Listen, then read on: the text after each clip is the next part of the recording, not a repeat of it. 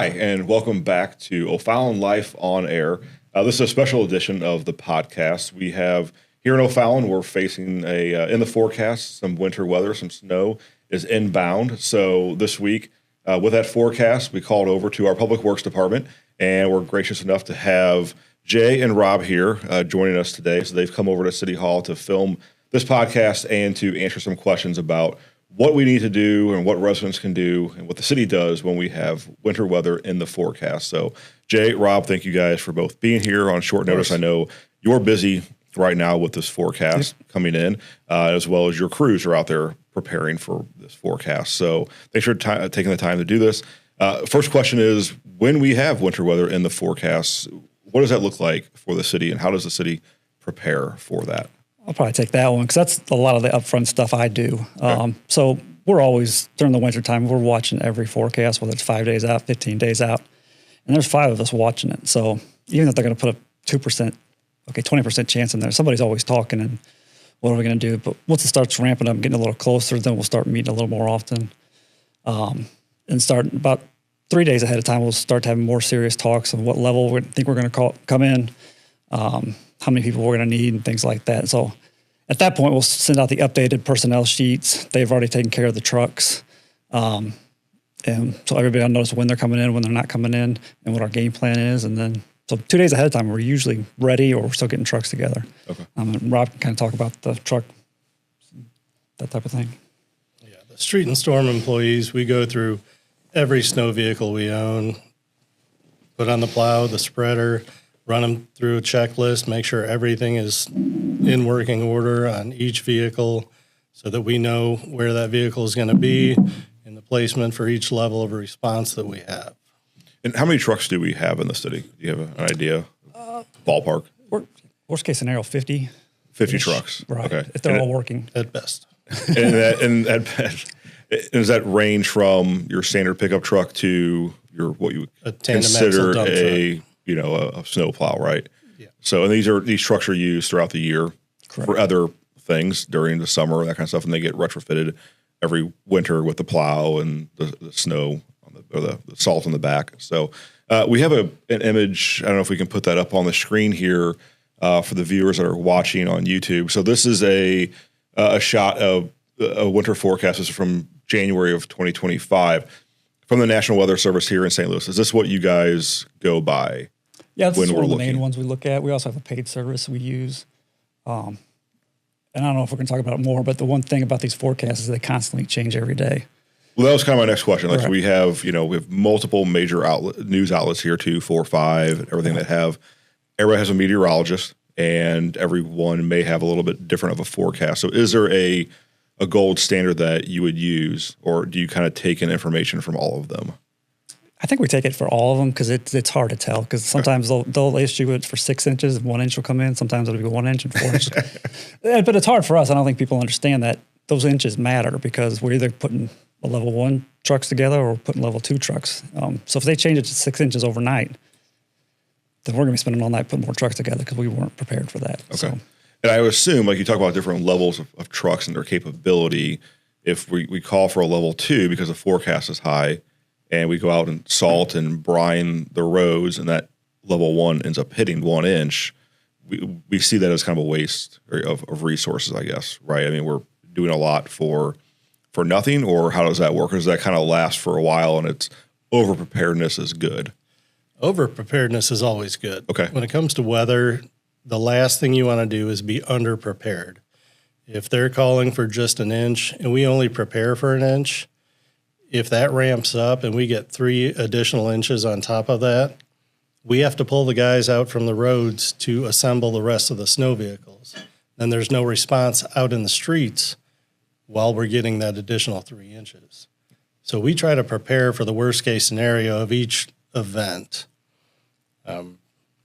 Not overly, sure, but we want to make sure we're going to be covered if something changes. Okay, which is good to know, because as I don't have this information, this knowledge bank, and so when I'm driving, through town and I see the kind of the stripes on the road, right? That's from the brine being put down, or you have the actual physical salt that is laid, and then you're like, "Where's the snow at?" It doesn't seem like it, but there is a reason why that's there, and that's to be prepared because there's always something coming after it potentially. So, what should residents expect to see then, as we're preparing the roads when we have a forecast like this coming in? They're not going to see too much in the preparation stages. They might see our trucks out spreading the salt brine on the roads beforehand. But other than that, we're focusing on making sure each vehicle is equipped, ready to go, and functioning. Okay. And when the weather does hit, and it's going to hit generally every year at least once or twice, it seems like here in the St. Louis area, for O'Fallon, the 7th largest city in the state of Missouri, 2nd largest in the St. Louis metropolitan area outside of St. Louis itself. That's a big undertaking, I'm assuming, for our public works, for the street crew here in O'Fallon who do a wonderful job. What are we looking at as far as how much roadway are you guys maintaining? Is your crew out there clearing every time an event happens? Yeah, I think now we're up to about 720 miles of lane miles we cover. Okay. So yeah, that's split up into different regions, different areas. We have some trucks that are just for the arterials alone. So we have what we call 3 tandem teams, 3 teams of 2 each that will, a north side, a central side, and a south side. They'll take care of those arterials. And then each route has at least 1 truck in it at the beginning, and can have up to 3 or 4 depending on the type of event we have. So you said over 700 lane miles is what the city's maintaining for snowplow removal. Now, does that include, I'm just thinking like if we run up and down Mexico Road, the city street, that's one way. Are you including the back, like right east and west? Is that, or should we double 700 lane miles? How does that factor into it? Mexico is 5 lanes wide. Okay. So 1 mile stretch of Mexico Road is 5 lane miles. Okay. So if you add up all of the traffic lanes on all the roads, we're at about 720 right now. All right. And then I guess the residential street count is 2. Does it double up? If you go to a cul-de-sac, you got to come back out. Correct. That's how you factor in the 720 lane miles. Speaking of cul-de-sacs, how many cul-de-sacs do we have in town? Do we know? We're over 1,200 right now. Okay. It's over 1,200. All right. That has to be a beast among itself to tackle a cul-de-sac. Can you explain or talk about that at all? On what we do for that? One of the challenges is every cul-de-sac is laid out differently. Some have center islands in the middle of them. Some have 3-car wide driveways that touch each other. The layout is completely different for each one. So attacking that is different for each one. So they're the most time consuming if we get to that spot. But for the most part, our typical snows up to 4 inches. We're going to go in, make a few passes around the perimeter so that everybody has access in and out of their driveway. Okay. Up here on the screen, we just put up here and it's an aerial shot for those that are listening. An aerial shot, looks like a Google Earth map image of a cul-de-sac here. This is one here in O'Fallon, and it's the homes, the rest there are duplexes, so 2 driveways to 1 building. And when I'm looking at this, let's just say we had 5-6 inch snowfall, I put a question mark up here, and like, where do you put this at? And like, is it going to be where the question mark is here on the screen? And the question mark, for those that are listening, is probably about a 10-foot run of grass on a curb that doesn't have a sidewalk or a driveway, I should say, that would be impacted. So that's the only, is there other place to put it? Not really, because I know people think the snow disappears, but it really doesn't. We are just pushing the snow to the best place possible. We have an iPad in each truck, and these guys have done a great job over the years. So for every cul-de-sac in the city, we've got points on there where the best place is to put that snow, because when it snows, you can't see the driveways all the time. You can't even see where that point should be. But so every cul-de-sac does have that. But still, you're looking at a 80-foot diameter cul-de-sac, 5 inches of snow. That is a lot of swimming pools worth of snow, and you got to put it somewhere. Right. And it's hard for our trucks to push it at times. So, yeah, some of them the piles get pretty big. It's not intentional, but it needs to go somewhere. And so this next image we have up here, another satellite image of a cul-de-sac here in O'Fallon.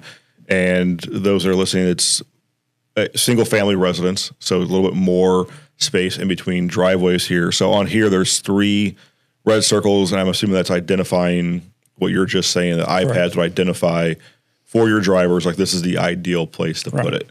So this not just your crews are not going down cul-de-sacs and just shoving it in front of driveways or where they think they should. Right, but like they're not just pushing it where they think they should and driving off without a thought.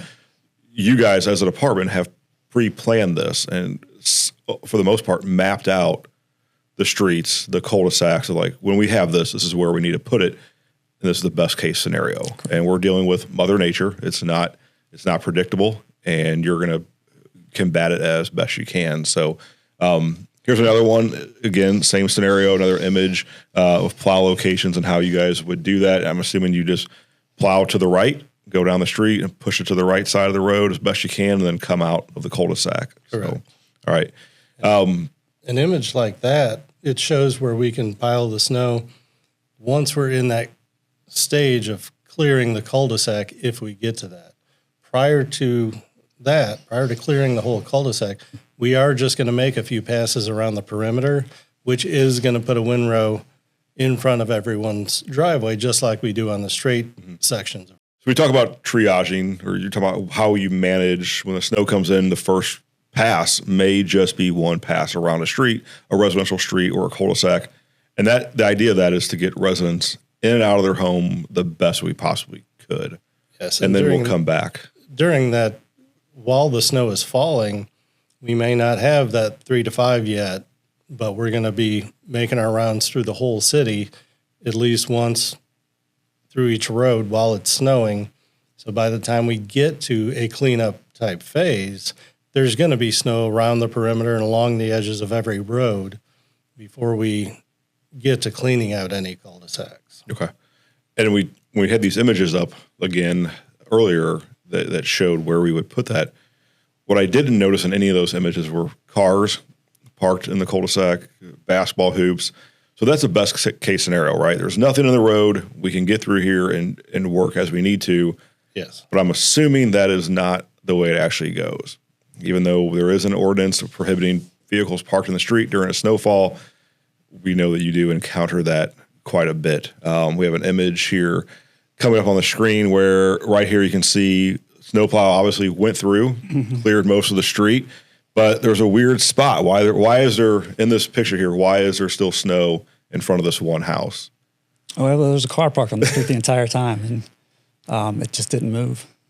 So we had to go around it the entire time, and so when the car does move, we just get a phone call for that area in particular because we never plowed it, obviously.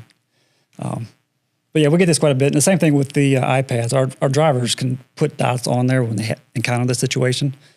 And then back at the shop or in the offices, we can contact PD. If they have free time, they can go talk to them as well. And there are cases when there's cars on both sides. And those streets we can't get down, so we'll just back out until they're moved. We just can't get on those streets. So it does happen, but not as a lot fewer than it used to. So. All right. Talking about all the snowfall, we have the snow in the forecast coming in, and last January 2025, we had a pretty significant snowfall, one we hadn't seen in quite a while here in O'Fallon for a few years. And with that, there was a staggering statistic that was put out last year by your guys' department on how much snow you moved in one day, and that was 4 million cubic feet of snow. That's astonishing. When I heard that stat last year, I don't think I realized how much we're actually pushing. So what does that look like for your crew, or can you recall what occurred last January and what your crews were combating and how they were working shift-wise and all that? It was a huge challenge. And the big thing is we're pushing that snow. We're not removing it. We're not moving it. We're not placing it where we would like to. We just have to push it. And unfortunately, it gets pushed off to the sides. When you get snows like that, traction is a big issue. That snow gets heavy. Even some of our largest trucks have a tough time pushing that amount of snow, especially in a cul-de-sac. If that cul-de-sac is sloped upwards or down, some of those trucks get stuck down there because they're trying to push all of that snow and they just don't have the power. So it slows the process down. It creates bigger challenges. So it definitely tests us. And so we mentioned 4 million cubic feet. It wasn't removed. It wasn't taken to a landfill or moved somewhere else out of the city. Your job is to move 4 million cubic feet on a big snowfall, and just that's what you're doing. You're moving it Correct. to the best you can so that residents and visitors to town can safely get through the best they can. And you're doing so trying to move it to a cul-de-sac, move it to a 10-foot spread that might be open, and then come back to it later on. So initially, your job with this one coming in and any snowfall that comes in is to get the roads passable as fast as you can in a safe manner for both you guys and the residents, and then come back in subsequent stages to get the snow moved to a better location. And hopefully at that point, Mother Nature is warming up a little bit, let the snow melt happen. But there's always a good chance here in St. Louis that as soon as you get it moved, we'll get another one. Right. And so speaking of that, with more coming in after the initial clearing, what does refreeze look like, and how do you guys manage that overnight when the temperatures drop again? Well, refreeze is one of the worst things that can happen during an event, especially if we've got more coming in after that particular event. And we try and treat the roads as best we can with salt. And we've got various chemicals we mix with that salt to try and get us below those freezing temperatures and still have effectiveness. But again, if the conditions change by just a degree or two sometimes, that can create a flash freeze. And MoDOT deals with that all the time. And if there's too much traffic on the road, that's going to be a big issue. If we can't get to those affected areas to get them cleared up, it's a nightmare sometimes. So when we talk about refreeze and chemicals, is a point where the chemicals are no longer going to work. Is that correct? That it gets so cold that what we put down, there's an effectiveness level. Yes, that's true. I don't know the exact numbers, but there's different chemicals we can add and additives, but negative 20, maybe 30. But again, it's all temperature dependent, and if they're not for freezing, we don't want that at all. So sometimes you don't want to melt it. So you've got that too. And that happened the last event we had a couple week or so ago. The snow had been done for a while, and we had everything cleared up, but there was a chance for freezing that night, and so we kept people here longer. And so people probably saw us driving around wondering what we were doing. It wasn't that there was more snow; it's just we were concerned with that exact thing. Is it going to refreeze? And if so, we need people here to take care of that. So we are out there a lot longer than people think sometimes, and there's a reason for that. All right. And again, 7th largest city, pretty big spread geographically. Going all the way up Highway 79, all the way to past Highway Double D. In east and west. How do you guys manage different parts of the city? You said earlier you have a north, central, and south location, and you have, I'm assuming, routes within that. So explain to the residents and our listeners, like, trucks are not just driving around aimlessly. Like, you have a coordinated effort here. How does that work, and what can residents expect to see at their house? Well, we've got, like Jay mentioned, 3 teams of trucks working on the largest roads, our arterials. Those are the most heavily traveled, so we've got 3 teams working on those at all times during an event.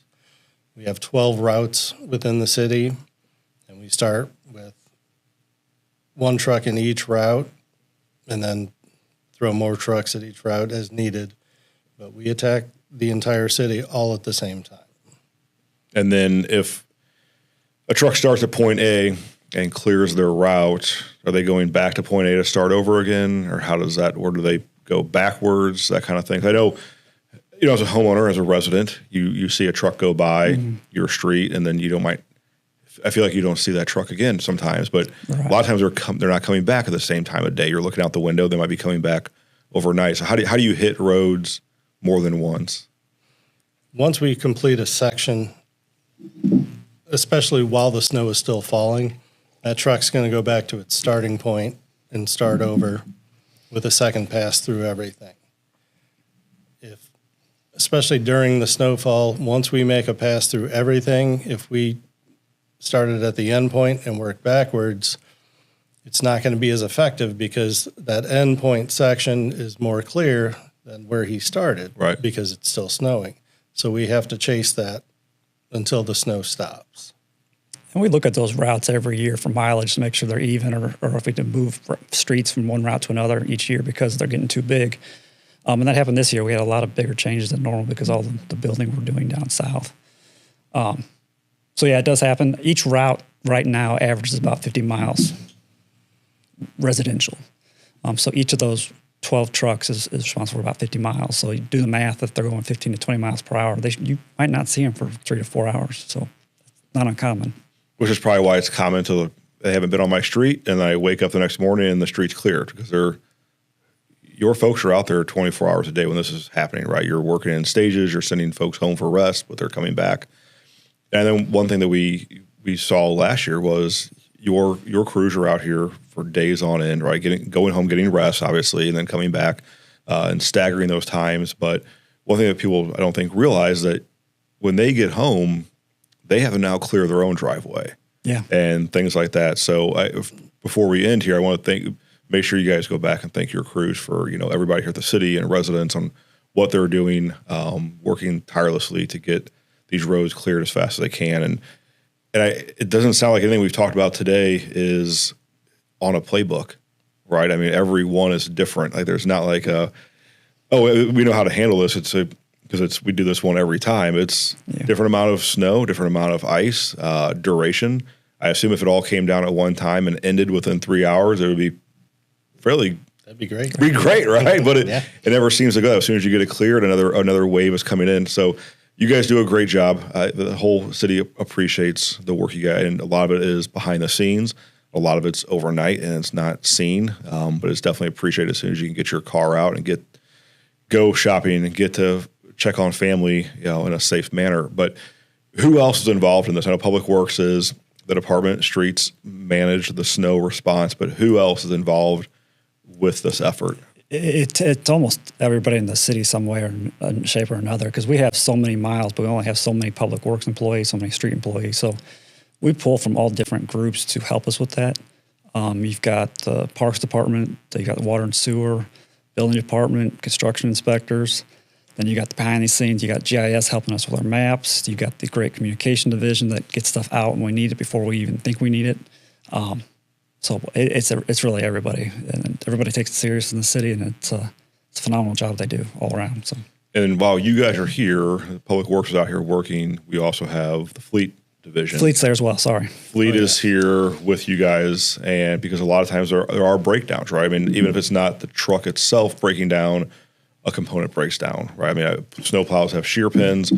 If one of those break, how does that work? If you're down south and you need to, something breaks, what does that look like for a truck? If that truck can't make it back to be repaired, we will mobilize Fleet staff to their location to get it fixed and ready to go. But yes, we have at least 2 mechanics on hand for each shift, daytime and nighttime, to keep us on the road. And they do a great job. I don't think I didn't realize that. I know if a blade breaks or something on the blade were to go out, you can take it there, have it repaired. Obviously, that's a hindrance to the operation on that route. That truck's off that route. I didn't realize that Fleet's coming out, that personnel is coming out to you in the winter weather, in the snow, to get it done, to get it back in operation. So there's not a shutdown. Like, oh, sorry, this route's closed. We're getting back out there. So that's really good. So we talk about, Fleet coming down anywhere you are, any part of town.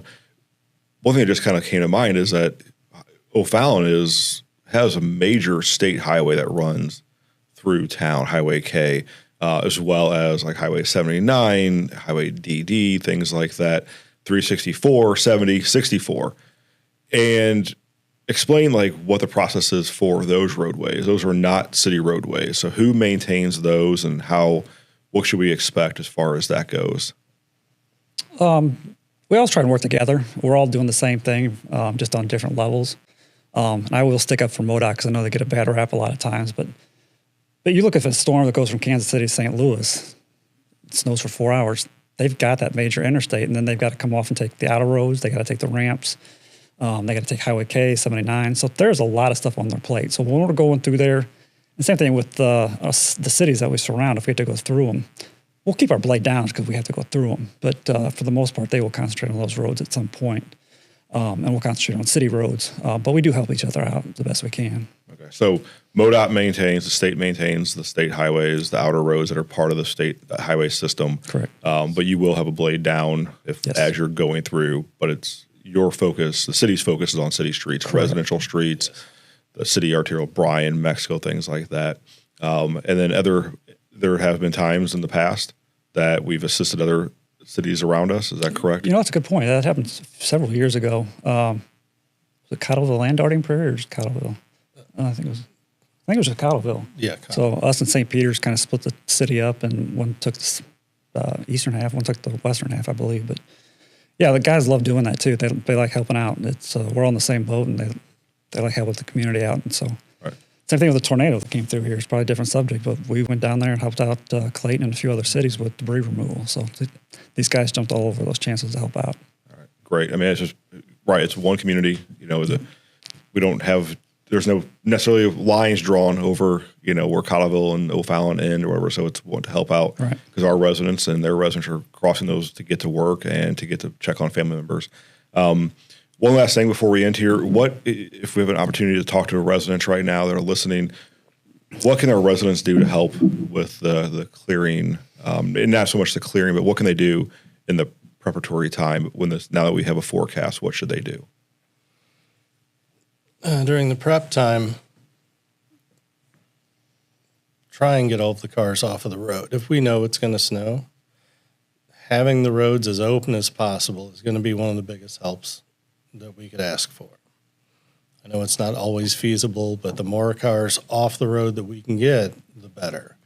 That's going to open up and allow us to have a smoother transition through each subdivision, every road, to get the best possible service to the residents.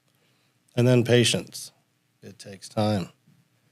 We will get to it, but we don't have 200 trucks to Right. slam something out in just a few hours.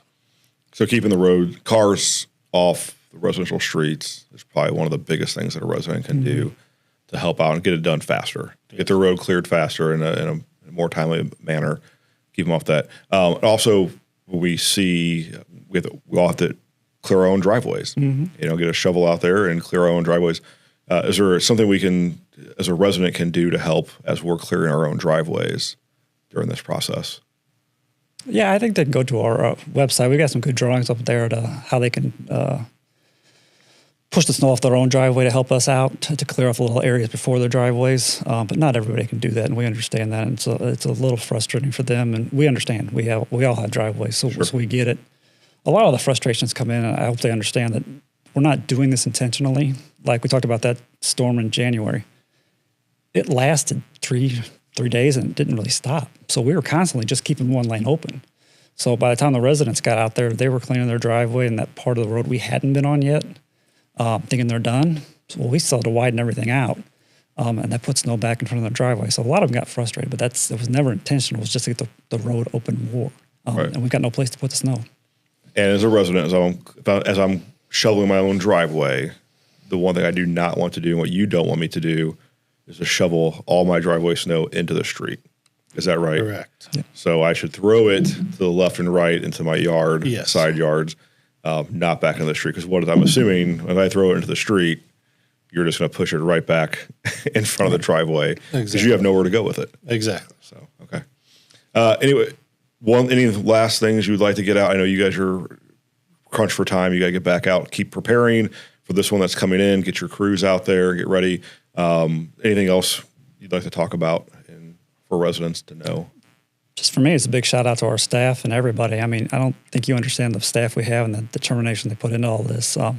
Whatever happens with the city, and I don't know what it does, but every time there's an issue, regardless of what it is, everybody just takes it up like 2 or 3 notches, and it's just awesome to see. Right. And it's like the snow events, we want to get home to our family, so we want to get this done correctly. So no, big huge thanks to all our staff. They got tons of experience and been real lucky these last few years with them. All right. Well, Jay Harigodt, Rob Kraatz, thank you guys both for being here. I wish you the best of luck in this upcoming snow event that we've got coming up. So stay warm, stay safe, and again, pass our appreciation on to all your crews as they prepare for this one. So Thanks for having us. I want to thank Rob and Jay for being here today on this special edition of O'Fallon Life on Air as we prepare for this next snow event. And make sure you hit like and subscribe on your podcast or however you're viewing us today so you can get notification the next time we drop a podcast. Until then, stay safe and stay warm, O'Fallon.